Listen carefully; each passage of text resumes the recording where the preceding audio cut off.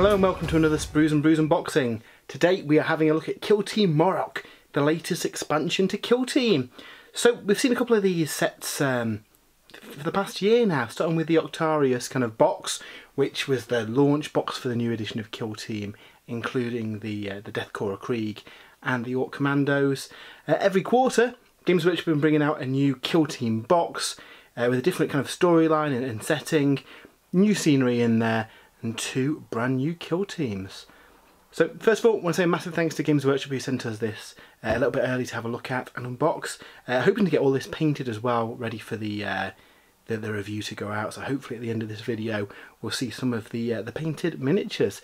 And speaking of miniatures, this looks like a big old box containing an awful lot of stuff. So we've got the Blooded, which is a Traitor Guard kill team. Really interesting, was not expecting this. Stylistically, they look very much like the Blackstone Fortress Traitor Guard, which is good because they were really cool. It also includes the Traitor Commissar and the Ogrin out of the Blackstone Command expansion, I think it was called. Their existing kits, obviously with it being Guardsmen versus Marines, I guess they needed a bit more muscle on the Traitor side, so they are operatives you can take. So interested to see the rules for them, whether they're more kind of elite and hard hitting than the usual kill team. We've also got the Phobos Strike Team kill team, which is the standard kit that builds incursors and infiltrators, but it looks like it actually comes with an additional sprue that adds the kind of specific kill team upgrades. We've seen this with technically the Deathcore Krieg, where a standard sprue then had an additional frame with extra parts to add it onto them. We've seen that with the Tau kill team. It was the same with the Chaos Space Marines as well. Now interestingly, we see that with the Traitor Guard. We'll talk about that in a little bit when we get to the actual frames, but yeah, it looks like both these kits have been designed for outside of Kill Team, then an additional frame thrown in to add those Kill Team parts. And in the scenery, we get the awesome Frontierist terrain. It's only recently come out, and it looks like you get all the stuff that was in that big Frontierist terrain set in here as well. So really looking forward to building that up. You get a expansion book in there covering Kill Team kind of Moroch, the storyline. What you don't get in here is the core rules. We're seeing the same format for all these now. It could be that we get to next year and there's a new starter box that comes out maybe with kind of a paperback rule book and two gangs in there. But yeah, I really like these boxes. What you tend to happen is that the individual kits come out when the next themed box comes out. So every quarter is pretty cool and adds a load of options for 40k. So what we'll do is crack this open and have a look what we get inside. So sliding the tray out of the box, there is an awful lot of stuff in here. Obviously a lot of it's the new scenery, and I've not actually seen this in the flesh yet, so I'm interested to have a look at it. So let's slide this to one side and have a look at the scenery pieces first, I think. So that looks like it's the top of the landing pad, and it's interesting that it's a separate piece, because that would probably work quite well by itself or be combined with other kits. I don't know how modular this stuff is, but interesting that that's just a single plate, so you could probably do quite a lot of stuff with that. I'm already off the top of my head, I'm thinking for Necromunda, you could probably support that above the kind of various columns and stuff and have a bit of a, I don't know, a landing bay or something within the underhive, so that's cool. We also get this big satellite dish piece for your sci-fi Jodrell bank. Yeah, these are really nice kits. I've said on the channel before, I'm a big fan of terrain and really enjoy painting it up. So yeah, any excuse to pick up some more for the collection is always really good. There is another piece here. What you tend to find as well with the scenery, they're very well designed in that they tend to use the same dimensions for everything. So that, I'm going to guess, is probably the height of 2 Zone Mortalis blocks. And the same with the supports on the Sector Mechanica stuff. They tend to use universal stuff so that if you want to, you can kit bash it all together. So yeah, that's pretty cool. It looks like we've got a sprue of walls and gates on there. I think, I don't know whether these need to be stuck together, or it looks like you can have them in different sections maybe and clip them together. We'll see for sure when we get to the kind of assembly instructions. and see when we get through the built ones later on, we'll have a look. This looks cool. I think this has been released separately before the other scenery pieces in this box. Just see if there's a date on the sprue. 2021. Okay. So looks like these are not as modular maybe as some of the old buildings, but you can get a nice big chunky structure with a few floor sections in it, so that's cool. Put the kill teams to one side for now. There is another piece there with some low walls. I think this is the walls for the landing pad. You've got cool little kind of air vents and gantries and stuff there, so yeah, these are really cool. And the joy with this kind of stuff, it should be fairly easy to paint up as well. Give it a spray, maybe do some recess washes and then a bit of a dry brush, pick out the kind of metallic details, and you've got some perfectly serviceable scenery really quickly, so that's fun. And then finally, we've got the other sprue of this. So it's two identical ones. Looks like you've got two long wall sections, two short ones, and then these I guess can fill it in. You could probably leave it open. You could probably build this as two separate runes as well if you wanted to. It looks like they just slot together, so again they should be really easy to go together. So yeah, we'll have a look at the instructions a bit and see how they go. But we've got the really exciting part now, the actual kill team. So first of all, we'll have a quick look at the Traitor Commissar and the Ogrin. Obviously we've seen these before in Blackstone Fortress, so I'm not going to dwell on these guys too much. But they still stand up. They're really, really nice sculpts, and it's good to get them available separately. I do wonder if these are going to be unit choices in the new Chaos Space Marines book. That'd be really fun. And I've got a suspicion that we might get something else based on the next frame. So we have got the Traitor Guard. Now, interestingly, we get an upgrade frame for Kill Team. So that suggests that the Traitor Guard kit wasn't designed for Kill Team. That's been designed as a separate release, and they've produced this Kill Team frame to go with it. So that's a pretty big deal in my book, because it suggests that perhaps Traitor Guard were always a planned release for the Chaos Space Marines. And I wonder if we're going to get a Genestealer cult situation where you can take a Astra Militarum detachment alongside your Chaos Space Marine army and do it as like a separate Traitor Guard detachment. Now I say this because if we have a look at the actual sprue, on here you get all the options that are available to standard Imperial Guard. So the special weapons are exactly the same. You've got a grenade launcher on there, you've got a melter gun, you've got a flamer, plasma gun. I really do suspect that this will be what kind of rules wise in the Chaos Space Marine book, you take that separate detachment and then you've got this new Traitor Guard frame to represent those Traitor Guardsmen. Obviously a bit of a converter's dream, and then obviously you can use bits of this and spare helmets and stuff on the rest of the range and put together a little Traitor Guard force. This is just speculation at this point, I don't know anything. It could just be the case that they've got a profile in the book and it actually includes the options from the Kill Team frame as well. I don't know at this point, but it's exciting and interesting that this kit does seem to be kind of using the same options that Astra Militarum currently have, which I guess makes sense if it's a fallen Imperial Guard regiment. You know, that they would have access to the same stuff. They're not armed with any esoteric weaponry or anything. That stuff would probably sit with the Space Marines themselves. They wouldn't be trusted in the hand of mere mortals like these. So really, really good kit. Like I say, it is very similar to the Blackstone Fortress ones, essentially kind of designed on them. So if you've got some of them, they'll probably mix in quite nicely. So that is the Traitor Guard kit. I'm really excited to build those up and see what they look like painted. And we've got the Space Marine Kill Team as well. So what you get here is two sets of the Phobos armour. So again, we've seen these over the years. They've been in quite a few sets.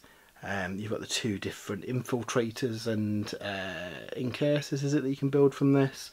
So that's the standard kit for them. And then like with other Kill Team sets that we've seen, we also get an upgrade frame which has different heads and weapon options and all that kind of stuff, so you can pick out your different operatives for games of Kill Team.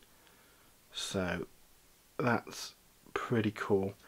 Visually, I don't think these guys look as different as the Chaos Space Marine operatives do, but I guess that's the difficult thing with making a Space Marine Kill Team. They still want to look like Space Marines, you've just got subtle differences in the armament. So what we'll do, we'll kind of jump to the future now and have a look what all this looks like assembled.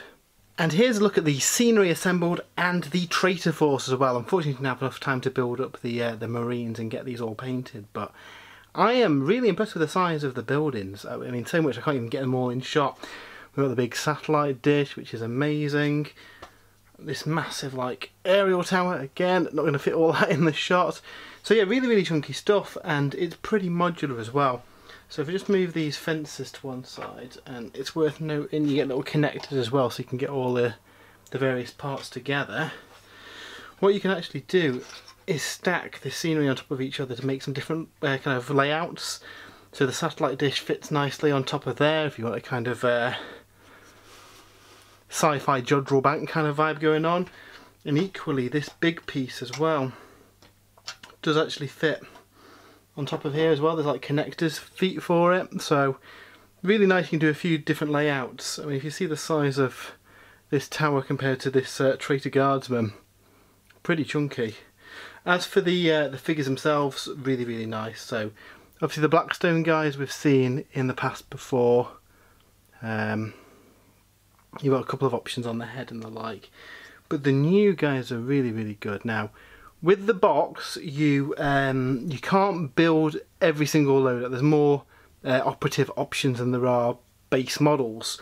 So what I actually did was use a couple of, I think this is one, couple of spares from Blackstone Fortress and kit bashed with the spare parts out of the upgrade sprue, and that allowed me to kind of make the missing operatives that I didn't have enough for using just the base kit. I think this is one based on a stock kind of Blackstone body with the kind of extra parts added.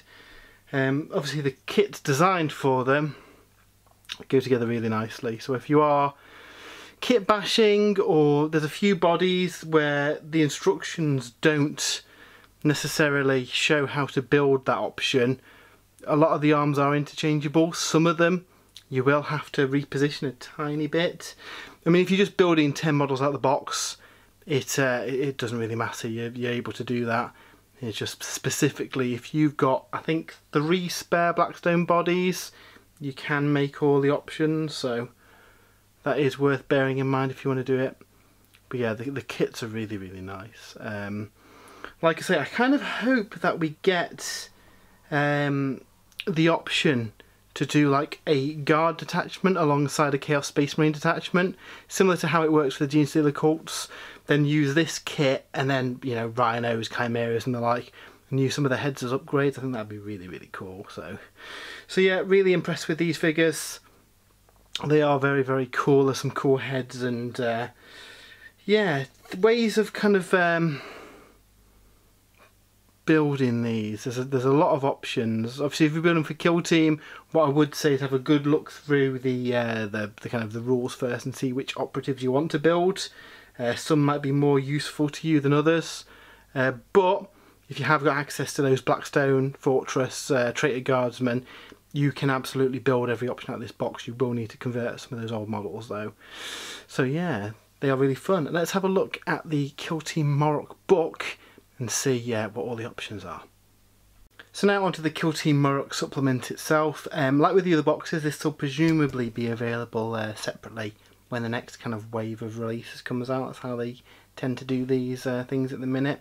But yeah, basically this is a source book that gives you a bit of information about the environment that we're fighting over, the rules for the 2 forces, and then also a full kind of like mission pack with 9 new missions. So let's have a quick flick through here and have a look what is going on. So storyline wise, Abaddon's kind of abandoned Vigilus, and he's now heading to the Sanctus Wall, which is the kind of like the entryway into the Natlan Gauntlet on the Imperium side.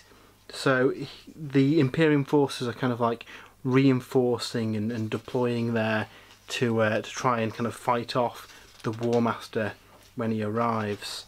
And as part of this, they are deploying kind of guard regiments, you know, across the sector to try and reinforce them.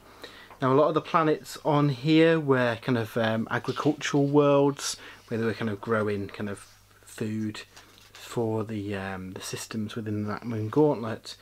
Unfortunately, when the War Master came, they heavily kind of reinforced the planet. It's now become a bit of a kind of fortified environment, ready for the onslaught of the War Master to arrive.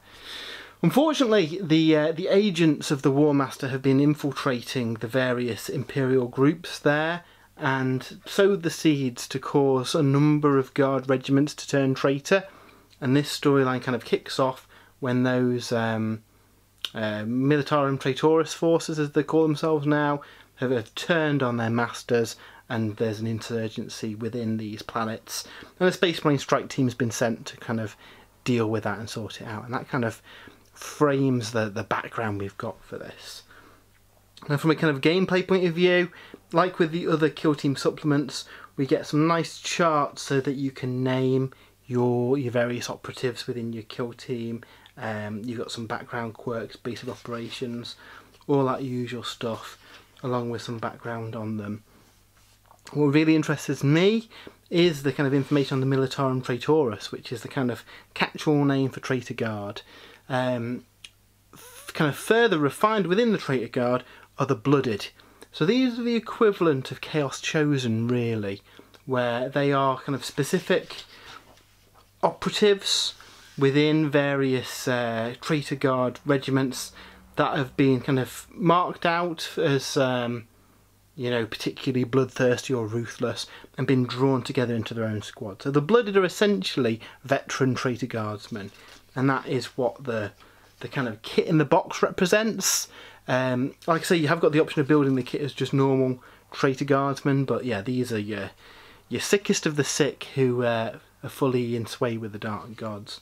We also get a bit of information about the Styx 777th, which is the guard regiment kind of in this kind of lore section that has fallen to chaos. So there's been a lot of manipulation from the War Master and his forces to kind of sow the seeds and get these forces turning to his sway. And again, with all this in here, I really do wonder if we are going to get Traitor Guard as part of the Chaos Space Marine book. I think that'd be really, really fun. Again, like with the Space Marines, we also get ways of kind of naming your kill team, your base of operations, the background of them, all that kind of stuff. So yeah, really cool. So going on to the rules themselves, obviously we get the lists for both the Phobos strike team and the Blooded, along with the rules for all the new scenery that comes in the pack and the new kind of mission pack at the end as well. So looking at the Phobos strike team, we've got some tac ops, shock and awe. At the end of the turning point, if friendly operatives control one or more objective markers that were controlled by enemy operatives at the start, you score 1, and if you achieve it in any subsequent turning point, you score 1. Saboteurs, reveal attack op in the target reveal step of your first turning point. Starting with your opponent, alternate placing one of your saboteur tokens in the kill zone until 3 have been placed. Each time a player places a saboteur token, it must be touching a terrain feature more than square from the kill zone edges, more than pentagon from the drop zone, and each of your other saboteur tokens, and it must not be on a vantage point. If 2 or more of your saboteur tokens are removed, you score 1 VP, and if 3 you score 1, and friendly operatives can do that. And then guerrilla tactics at the end of the turning point. If more enemy operatives were incapacitated than friendly operatives during that turning point, and more than half your operatives have a conceal order, you score 1 VP, and if you achieve the first condition in any subsequent turning point, you receive 1 VP. For the Blooded, we've got Worthy Champion.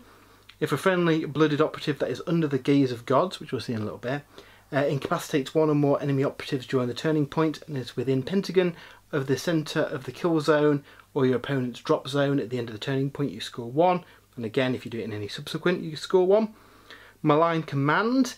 At the end of any turning point, if friendly Blooded operatives control half or more of the objective markers, and each of those objective markers is controlled by 1 or more friendly Blooded operatives that have a Blooded token, you score 1 VP.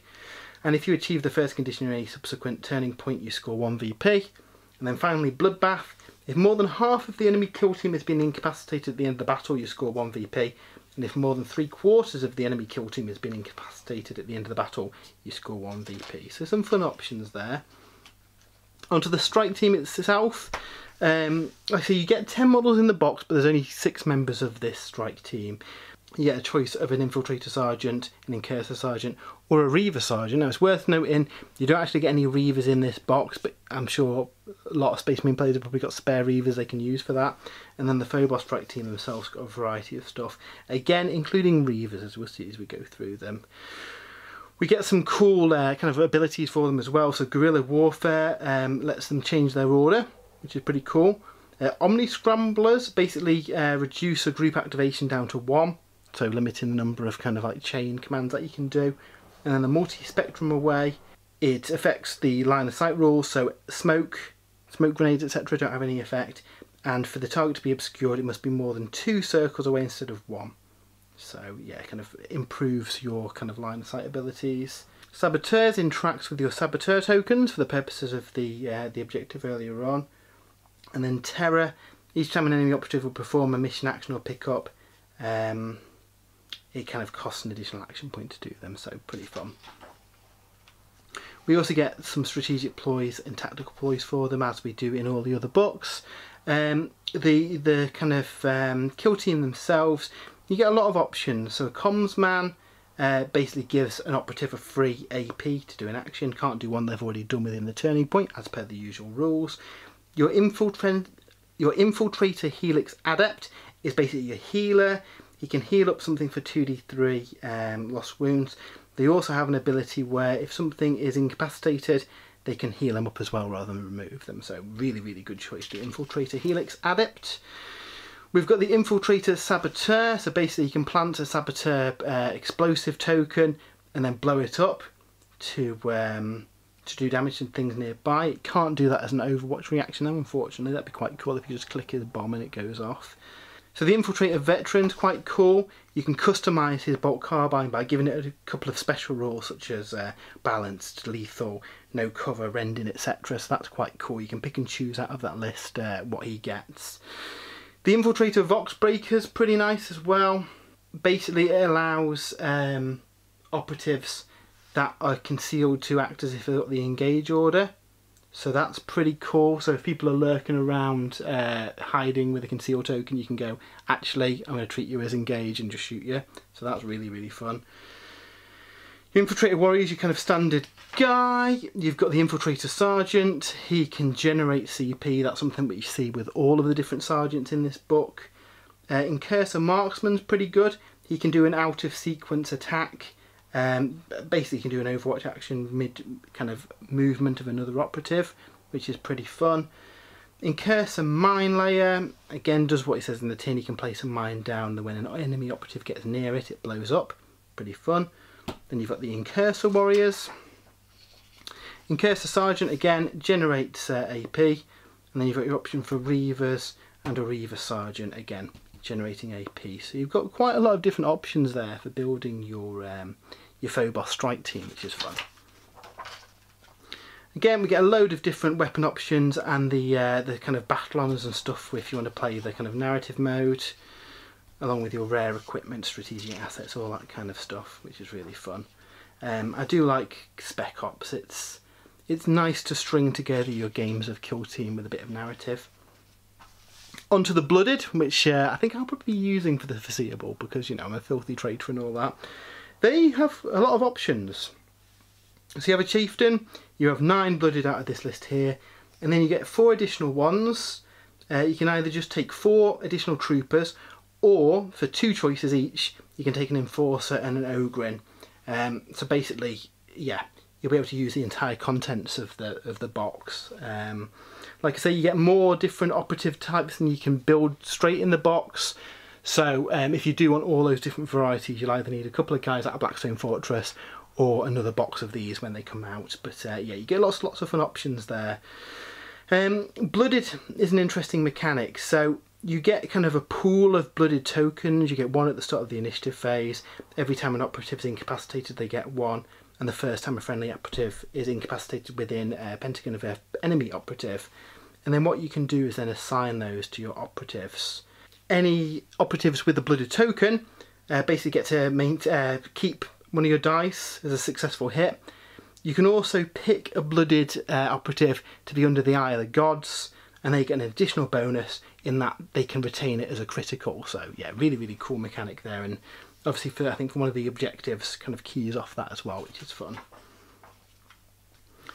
So yeah, going on to the actual different operatives that we've got. We've got a grenadier, they get grenades and they don't cost any equipment points. If he's incapacitated, he could blow up, killing things nearby, which is pretty fun. We've got the butcher, he's pretty cool. If it finishes someone off, it regains some wounds, so a bit of a close combat healer. He also kind of generates blooded tokens as well, but as he's hacking people up. Comms man basically has these standard kind of comms rules where they kind of add action points to a target. However, you can do some fun stuff where he moves around blooded tokens as well, so you can take one off somebody, put it to your pool and give it to another operative. So there's some shenanigans you can do with that. The traitor corpsman is basically a healer, so he's basically got a number of different stims that he can give to people to either heal them up, give weapons relentless, give them a kind of 6+ wound shrug, so he's got some cool options as well. Traitor Enforcer's pretty tough, he's got 8 wounds. And basically nearby units don't treat as if they're injured if they're below half wounds, so they're not moving any slower or any kind of less effectively for being wounded, so he's a bit of a inspiration to your troops. And he's also got an action in Force where he can make a nearby unit do a free dash action or an overwatch action if they've got an engage order, which is pretty fun. The Flenser can charge even if he's concealed, so he's pretty fun. And he gets 5+ lethal while he's within circle of light or heavy terrain as well, so he basically just pops out and hacks people up, which is fun. Traitor Gunner with a variety of different weapons you can give him. Traitor Ogren's a big tough one, 16 wounds, a bit of a beast on his Power Maul and Mutant Claw as well.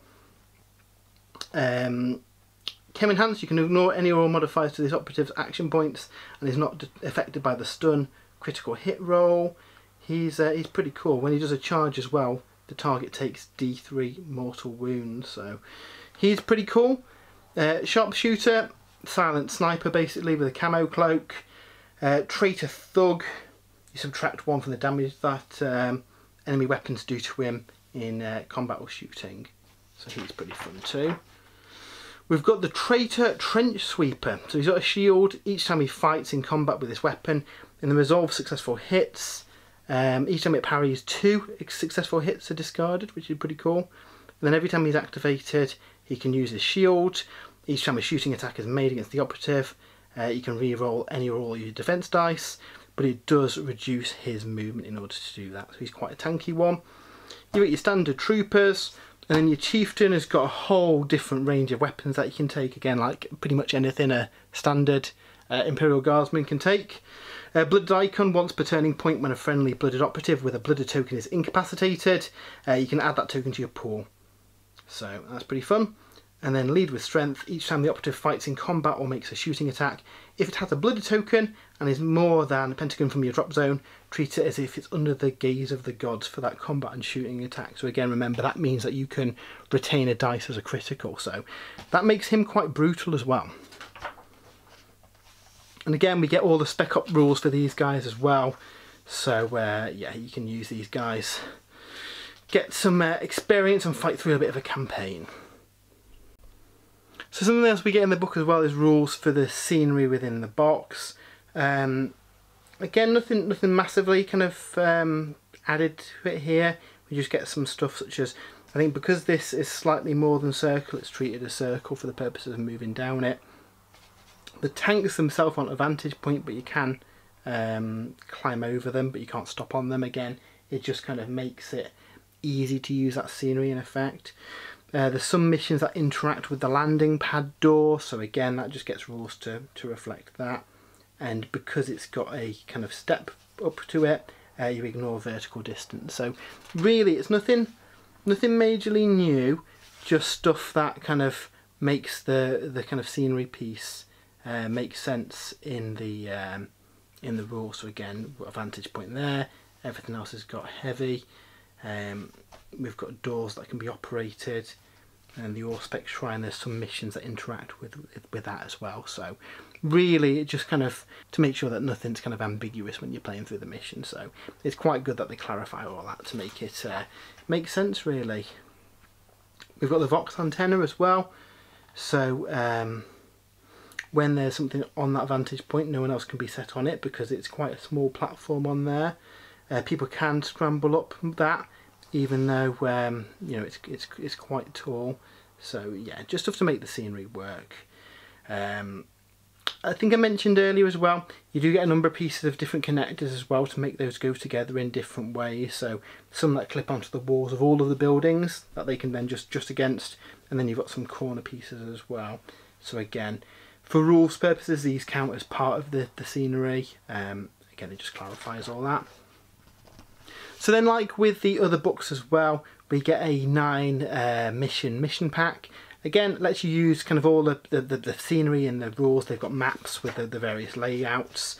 At this point, if you've been collecting each of these boxes, we now have a massive pool of different Kill Team missions, which is really, really fun. I tend to find that it keeps it fresh. You know, on average, we've got one of these sets coming out every 3 months. So by having a range of different missions with different scenery layouts, we see some fun stuff. I'd quite like to see some supplemental books maybe come out that use a mixture of the different terrain pads that we've got. But no, it's really nice. And then as ever, at the very back, we get the kind of data sheets here to use for your units. And that was a quick look at Kill Team Moroch. So yeah, really awesome box. I mean, value wise, I think this is £125, and I think just the scenery alone would be approximately that if you bought it all individually. So pretty good from that front, considering you get the kind of supplement book and the 2 kill teams in there as well. So especially if you're splitting with a friend and you've got kind of that the scenery collection, the 2 kind of kill teams each. Obviously, like we've said in some of these older boxes, you don't get any of the core rules in these boxes. So it is very much designed for existing players who want to add some new kill teams and scenery to their collection. I quite like this, the way they kind of package these, especially since the kill teams get released kind of separately. Generally speaking, when the next big box comes out, I think that's quite nice. If you want to kind of get in early and get a collection of scenery with it, you can pick up the big box. If you may be just interested in one of the kill teams, you can wait for the separate book and the kill team to come out. So yeah, you've got some options there. Really, really like these. The Space Marines, I think they've tried to keep it subtle so they're not over the top, so they're still distinctly Space Marine, which I think makes them a little bit less exciting than some of the other kill teams that we've seen. Rules wise, they're really, really cool. I can see the Phobos Marines doing really well in games of Kill Team. Visually, I'm all about the Traitor Marines, the Traitor Guard, sorry. They look really, really cool. There's so many options on that sprue. Even if the rules don't allow it in the Chaos Space Marine book, in theory with that sprue and like a mixture of standard guard kits, you can very easily do a Traitor Guard army, which is great timing for Horus Heresy as well, as that's on the horizon. I can see a lot of people using that as the basis of a kind of Lost and the Damned kind of force, which is really good. So yeah, as ever, massive thanks to Games Workshop for sending us this a little early to look at. Really, really fun box. Kill Team, the new edition, is so cool compared to the previous one. So many cool options, and these boxes really do kind of allow you to jump into a new territory and get some new forces for them. So really, really like that. If you have enjoyed this video, we have got loads of videos and stuff coming up on here. We've got unboxings, reviews, battle reports, that kind of stuff. So if you don't already, if you give us a subscribe, you'll be able to check out all that stuff when it goes up. We also have an accompanying article over on spruesandbrews.com, the website, where I'll go into a bit more detail on the various kind of upgrades and options for these kill teams. And hopefully we will have some kill team videos on again. We've got a couple of live battles that we streamed when Kill Team came out, so if you search for Kill Team on the channel, you'll be able to find those as well. But until next time, we hope you have a great weekend, and we'll see you soon.